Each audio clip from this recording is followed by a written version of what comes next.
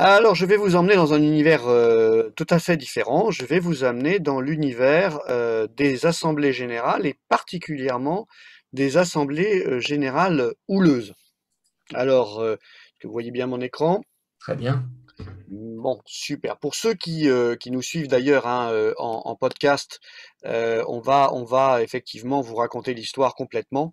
Et on sait que vous êtes nombreux à utiliser ces chroniques comme bruit de fond pendant vos efforts physiques. Et donc, on pense à vous qui transpirez sur votre vélo ou en courant en ce moment. Donc, une assemblée générale, c'est pas si souvent que j'ai la possibilité de citer un auteur africain. Donc je vous cite Amadou Kourouma. Et vous savez que il y a des cultures dans lesquelles le principe de l'assemblée, c'est souvent le cas donc pour l'Afrique, mais pas uniquement, l'assemblée, c'est-à-dire le moment où on réunit tout le monde, dans certaines cultures, c'est érigé en principe de gouvernance très fort, y compris donc dans la vie coutumière, dans la vie fonctionnement du village. Et donc, que nous dit Amadou? Il dit ce ne sont pas les discours et les gesticulations, mais le silence et le sérieux qui fait que le sage se distingue dans une assemblée.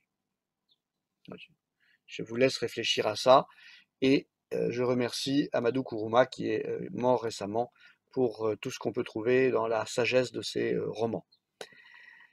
Une assemblée générale, c'est donc pas seulement un procès-verbal. Vous savez, le fameux PV d'AG, hein, ces 3 pages qu'on signe éventuellement alors qu'on n'était pas tous présents. Et c'est pour beaucoup d'entrepreneurs la première compréhension de l'Assemblée générale. L'Assemblée générale, finalement, ça se fait sur le papier, c'est un PV. Après tout, on est entre nous et c'est pas vraiment un sujet. Eh bien non, non. L'Assemblée générale, ça n'est pas que ça, comme vont le découvrir les entrepreneurs au cours de leur carrière. C'est un peu plus complexe. C'est en fait un organe de décision. Arrêtons-nous un instant là-dessus. Un organe de décision dans une société de capitaux, donc que ce soit une SARL, que ce soit une SAS. Ça peut être le cas aussi dans des sociétés qui sont des sociétés différentes de type coopérative. C'est l'organe de décision ultime.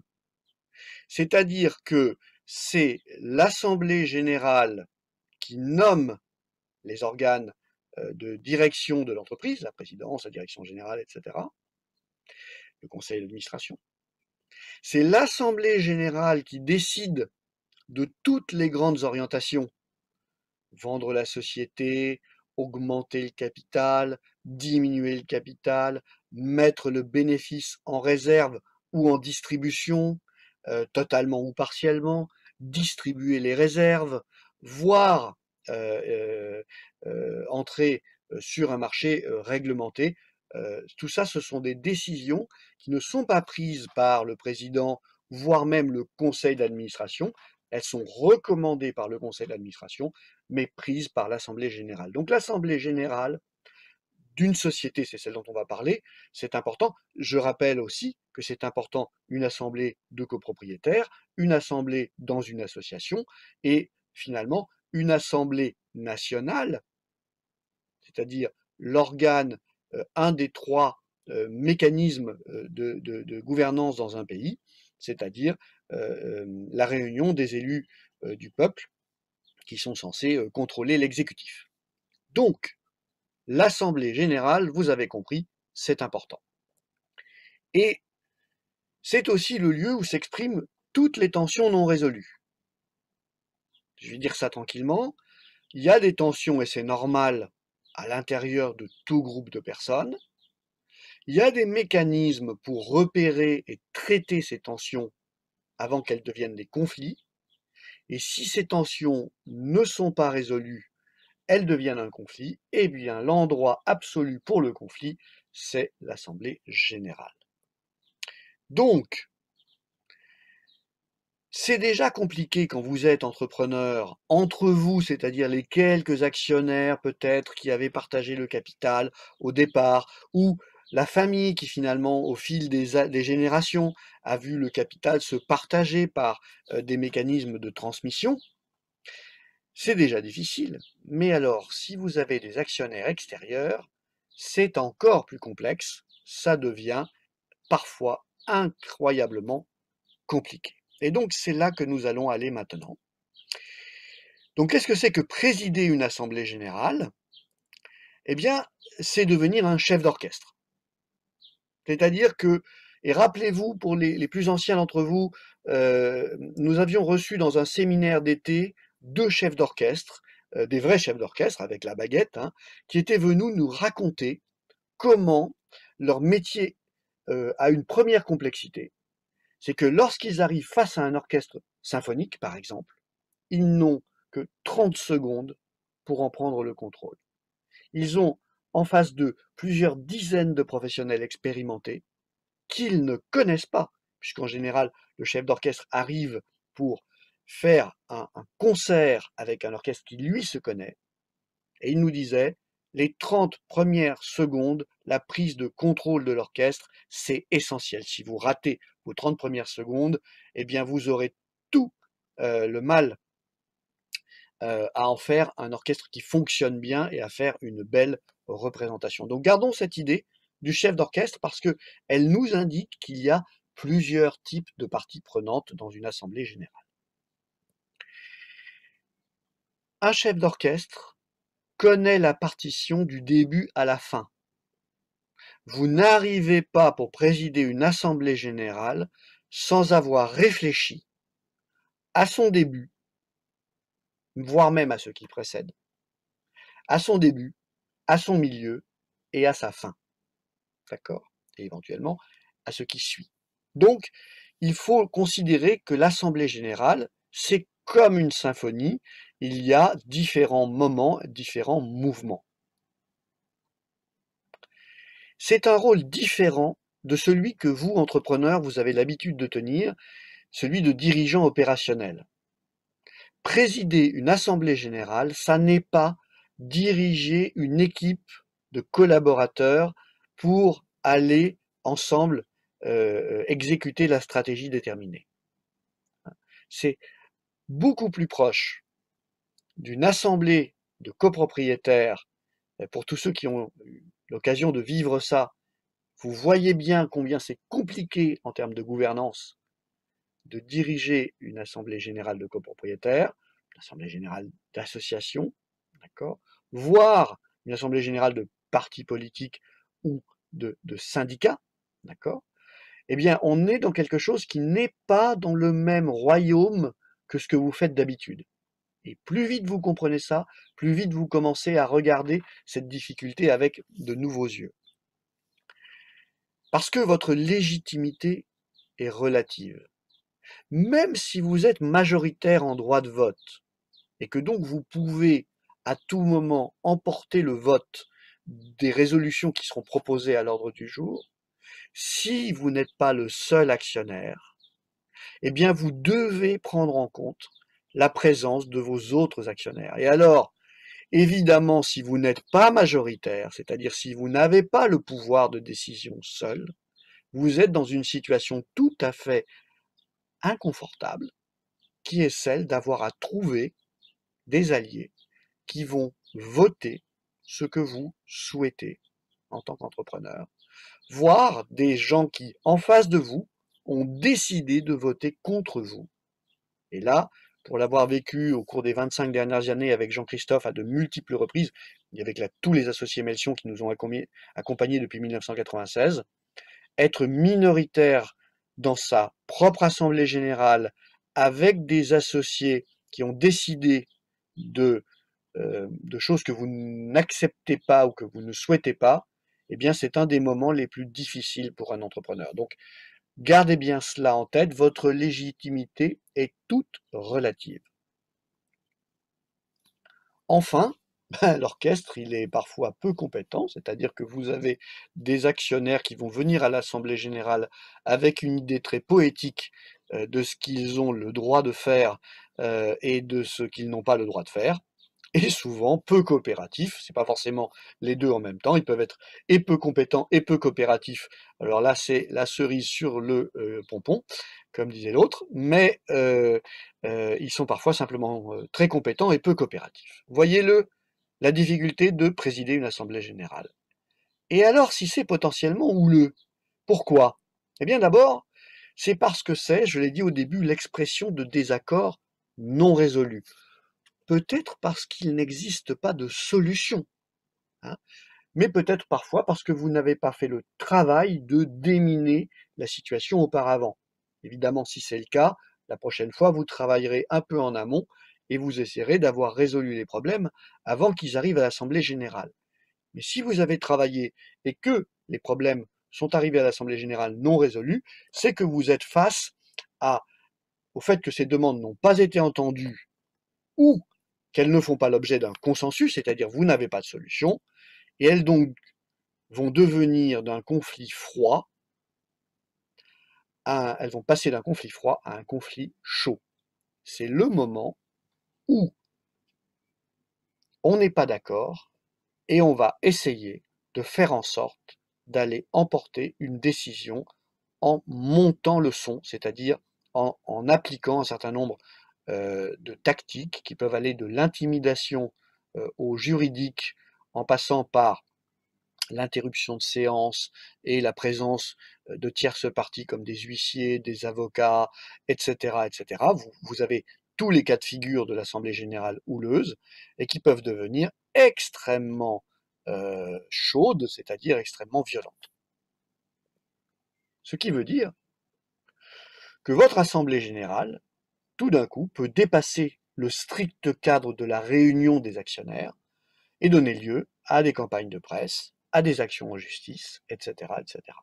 Donc, vous voyez le côté houleux, c'est comme en navigation, il y a la petite houle, hein, la houle forte, et puis il y a la grosse houle. Et là, quand on vous dit grosse houle, vous imaginez des vagues qui font 2 fois la taille du bateau, parce que c'est un petit peu poétique la façon dont s'expriment les marins. Alors, quelles sont les bonnes pratiques dans ce genre de situation? D'abord, c'est préparer. Et c'est comme pour une négociation. Si vous avez une assemblée générale qui va durer 5 heures, vous devez à minima investir 5 heures dans la préparation. Autrement dit, c'est quelque chose à fort enjeu. On n'y va pas les mains dans les poches, on n'y va pas à moitié préparé. Deuxième chose, se faire conseiller juridiquement. Parce que vous connaissez bien le juridique. La règle, elle est facile à comprendre. Mais l'ensemble des exceptions à la règle, l'ensemble des interprétations de la règle, eh bien c'est beaucoup plus simple. Je vous donne un exemple. Vous avez des gens qui n'ont pas le droit, a priori, de participer à une assemblée générale. Ce serait par exemple les gens qui ne sont pas actionnaires. Tiens, l'avocat d'un actionnaire mécontent qui demande à participer à l'assemblée générale. Vous allez devoir lui refuser l'accès à l'assemblée générale. D'accord? Et donc, simplement, la loi ne va pas beaucoup vous aider parce que bien que l'assemblée générale soit évidemment réservée aux actionnaires, eh bien c'est un peu plus flou sur le fait qu'un actionnaire a le droit ou pas d'être représenté ou conseillé. Et vous savez quoi? Ça varie selon les juridictions. Donc si vous êtes en France, en Allemagne, en Angleterre, aux États-Unis, en Chine, c'est pas la même chose. D'accord? Mais ça varie aussi selon la jurisprudence. Donc, tout de suite, lorsque vous détectez que ça devient potentiellement houleux, vous demandez à votre conseil de venir vous aider à préparer l'assemblée générale, de façon à explorer les différents scénarios, à explorer les différentes façons dont ça peut se produire. Autre bonne pratique, vous demandez à votre avocat d'être présent à l'assemblée générale. Mais comment, Patrick? Tu viens d'expliquer qu'on devait refuser les avocats des actionnaires. Oui, mais là, en l'occurrence, votre avocat, il n'est pas votre conseil, même si vous êtes l'actionnaire, vous êtes un des actionnaires, il est le conseil de la société. Et vous faites ça de façon très claire au début. Vous dites, Maître Ordonneau est là, non pas pour me représenter, c'est l'avocat de l'entreprise. Il est là pour s'assurer de la bonne conduite de notre assemblée générale. Et votre avocat va rester très clairement dans ce rôle-là, c'est-à-dire il va être le garant du bon fonctionnement technique de l'assemblée. Il va falloir laisser un large espace aux questions, aux argumentations, et il va falloir y répondre aussi longuement que nécessaire. Et même si votre tentation, c'est de balayer d'un revers de main toutes ces questions, particulièrement si vous êtes majoritaire, de balayer d'un revers de main toutes ces questions sur votre rémunération, sur les dépenses remboursées aux membres du conseil d'administration, sur la façon dont les décisions ont été prises, sur des questions qui ont trait à des exercices antérieurs qu'on ne devrait pas forcément évoquer au cours de l'Assemblée générale en question, etc., etc. Notre conseil, c'est de laisser un espace aussi large que nécessaire aux gens qui ne sont pas d'accord avec vous et de répondre à leurs questions avec suffisamment de détails, y compris lorsque vous n'êtes pas d'accord et que vous allez donc répondre d'une façon non satisfaisante à leurs questions, de façon à ce qu'ils soient au moins remplis dans un droit essentiel, c'est d'être entendu et d'être pris en compte.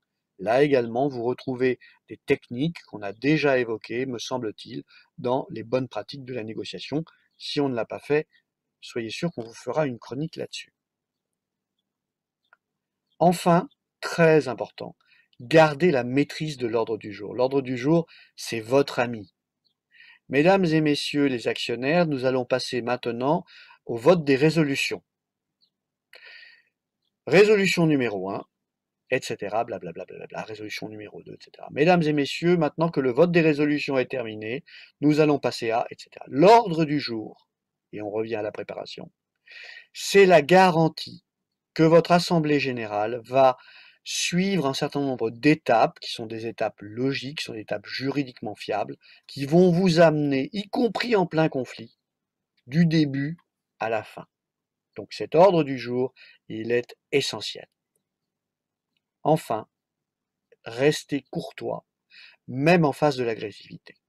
Imaginez que vous ayez des actionnaires minoritaires mécontents, fonds d'investissement qui n'aurait pas dans son pacte des droits extraordinaires qui lui permettraient d'obtenir ce qu'il souhaite de vous sans problème, ou bien simplement des gens qui étaient des actionnaires, qui sont partis, qui se sont éloignés progressivement parce que peut-être vous discutez avec les héritiers de l'actionnaire initial, peut-être que c'est d'anciens collaborateurs et que vous n'avez pas eu l'intelligence ou la possibilité de racheter leurs actions quand ils sont partis de l'entreprise, quelle que soit la raison, imaginez que vous ayez des actionnaires minoritaires, eh bien vous devez en toutes circonstances gardez votre sang-froid, gardez votre courtoisie, même si eux-mêmes, sachant qu'à la fin, ils ne vont peut-être pas obtenir gain de cause, vont partir dans l'émotion, partir dans l'agressivité et tenter de faire dérailler votre assemblée générale. Il est très important d'avoir la maîtrise de soi-même en toutes circonstances. D'ailleurs, c'est vrai dans les assemblées générales et c'est vrai en dehors des assemblées générales.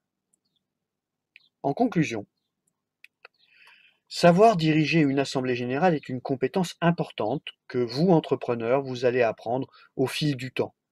Et si vous êtes tout seul, bah oui, c'est qu'un PV à signer. Si vous êtes que trois et vous êtes tous d'accord, ça ressemble à peu près à juste un PV à signer, mais c'est pas tout à fait le cas.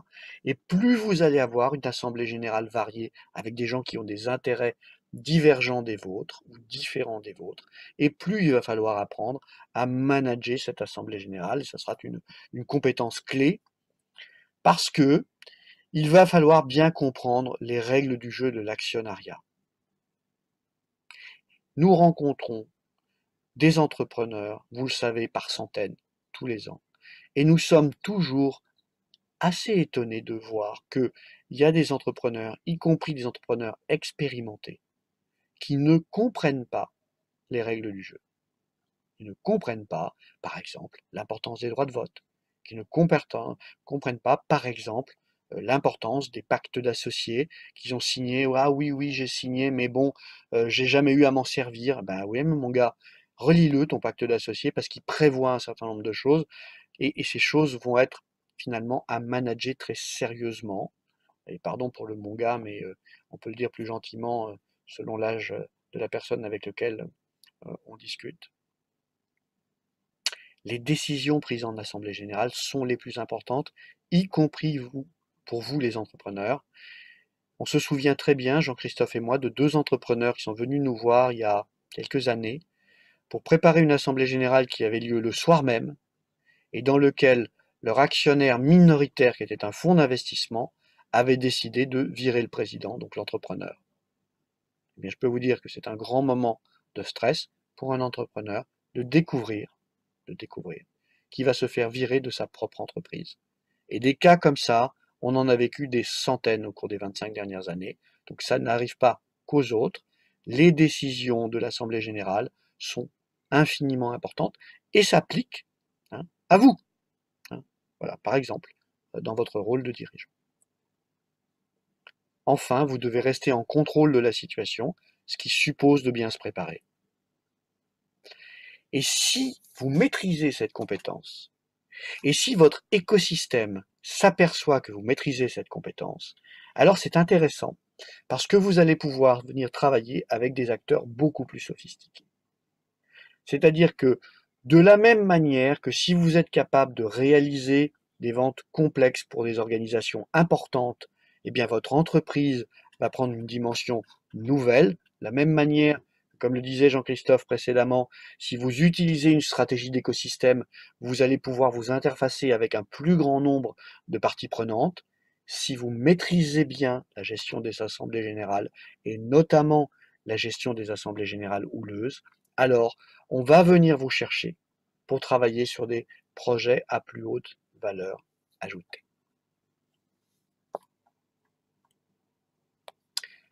Voilà, mesdames et messieurs, le sujet que nous voulions évoquer avec vous aujourd'hui.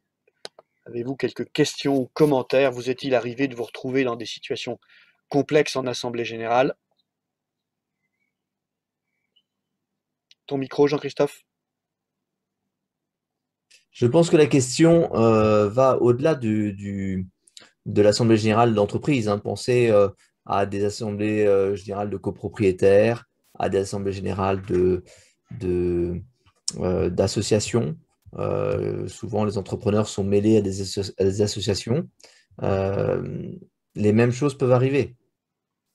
Le même sujet est là. Finalement, souvent, l'entrepreneur a besoin d'entraîner des collaborateurs, d'entraîner des ressources, d'entraîner du monde derrière lui. Et à un moment, l'Assemblée générale est la façon de recueillir l'assentiment général. Très juste, Jean-Christophe. Très juste. Voilà, eh bien, une question. Euh, La forme des assemblées générales est très encadrée par le code de commerce, nous dit Frédéric. Eh bien, c'est vrai. Et donc, euh, il y a une importance clé, j'en parlais, à être bien conseillé juridiquement et à ne pas faire de faux pas. Le pire qui puisse vous arriver, c'est une assemblée générale qui serait invalidée et qui vous amènerait à la refaire et à devoir détricoter toutes les décisions qui auraient été prises par cette assemblée générale. On voit cela de temps en temps. Si vous lisez les journaux économiques, vous verrez que dans un certain nombre de dossiers très complexes, c'est à la fin, à l'assemblée générale, que revient finalement le dernier mot. Je vous réfère à des batailles boursières homériques qui peuvent se produire de temps en temps. Il y en a eu une il n'y a pas longtemps en France. Mais vous verrez que la raison pour laquelle on paye les juristes aussi cher, c'est parce que bien entendu, c'est en amont de l'Assemblée générale que se pose le cadre de référence dans lequel on va jouer. Donc vous n'êtes pas surpris quand on vous dit que notre recommandation, la Melson Way, c'est pour un entrepreneur de garder 100% du capital et des droits de vote. À défaut d'avoir 100% du capital et des droits de vote, 100% des droits de vote et un petit peu d'actions sans droit de vote pour d'autres, ce qui est déjà pas très agréable. À défaut, une majorité renforcée de 66 ou 75% selon la forme juridique. À défaut, la majorité des droits de vote et que dès lors que l'entrepreneur n'a plus les droits de vote, la majorité des droits de vote, eh bien, il rentre dans une zone incroyablement dangereuse pour lui, comme des milliers d'entrepreneurs peuvent en témoigner. Pas dans l'instant, hein, parce que dans l'instant, tout se passe bien. Mais ils peuvent en témoigner une fois qu'ils se sont fait virer de leur propre entreprise ou qu'ils ont été contraints de prendre des décisions qui ne leur plaisaient pas, comme par exemple de mettre en vente l'entreprise qu'ils ne souhaitaient pas vendre, etc., etc. Pareillement, soyez vigilants dans les cas de transmission familiale, on vous en parle souvent. Il y a un moment où l'Assemblée générale, eh bien finalement, elle réunit des gens qui n'ont pas forcément les mêmes envies, les mêmes intérêts. Nous avons vécu ça à de nombreuses reprises avec, par exemple, les membres de la famille qui travaillent dans l'entreprise et ceux qui n'y travaillent pas, et voire même, dans un cas dont je me souviens, il y avait 147 actionnaires de 6 branches familiales différentes. Eh bien, il y avait des actionnaires de branches familiales qui avaient finalement des métiers qui ne rémunèrent pas beaucoup, par exemple des métiers d'instituteur ou d'infirmière, et qui comptaient sur les dividendes de l'entreprise, hein, pour payer l'impôt sur la fortune. Et l'année où l'entreprise n'a pas pu payer de dividendes parce que sa situation financière ne le permettait pas, eh bien, il y avait un tiers des actionnaires qui se retrouvaient face à quelque chose qui était incroyablement compliqué à gérer pour eux. Donc, réfléchissez. Et si vous avez des cas compliqués, venez nous en parler. Alors, parmi les éléments que cite Frédéric, il y a la question de la façon de poser les questions et la façon d'interroger la salle et de passer au vote. Est-ce que tu veux nous dire deux, trois... Alors, on peut partager tout un tas de bonnes pratiques. Euh, Retenez que si vous n'avez pas recueilli le consentement éclairé des gens qui ont voté, le vote pourra être remis en cause. Ça veut dire, par exemple, que récemment, dans une assemblée générale compliquée que j'ai présidée, j'ai dû, à 4 reprises, poser la question à l'Assemblée, est-ce que nous avons épuisé toutes les questions? Est-ce que quelqu'un souhaite prendre la parole? Est-ce que quelqu'un a quelque chose à ajouter? 4 fois. Parce que les juristes étaient tétanisés à l'idée que quelqu'un puisse aller en justice pour dire qu'il n'avait pas été entendu. Et donc, effectivement, il y a un formalisme, et puis il y a une façon, et vous l'apprendrez avec l'expérience, il y a une façon de poser les choses et d'amener le débat, qui n'est pas très éloignée, dans certains cas, ça va faire sourire certains, des négociations qu'utilisent les forces de l'ordre dans les prises d'otages. Et donc je vous ferai probablement un sujet sur cette question, entre le parallèle de ce qu'on peut apprendre, alors c'est moins qu'on le croit, mais pas rien du tout, entre les négociateurs du FBI, du RAID, du GIGN et des autres équipes qui sont amenées à traiter des cas très complexes, et les négociations en assemblée générale houleuse.